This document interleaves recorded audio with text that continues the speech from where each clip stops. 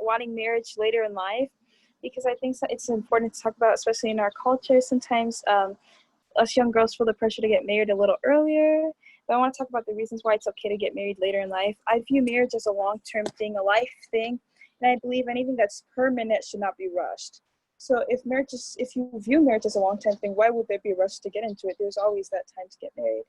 And I would say that the time spent being single should be spent in not only securing yourself, being stable emotionally, but financially as well.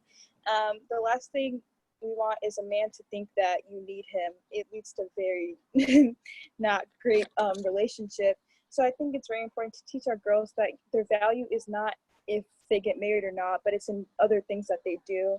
And I know some of the concerns about getting married in life is about children and stuff. I'm very aware of that, and that it's harder to have kids later in life.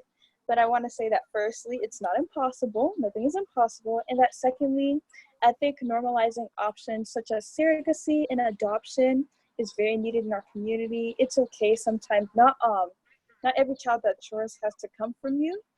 And I'm a true believer that you can have children whether they come from you or not. So I think it's important to teach our girls that marriage is important, but it should not be rushed.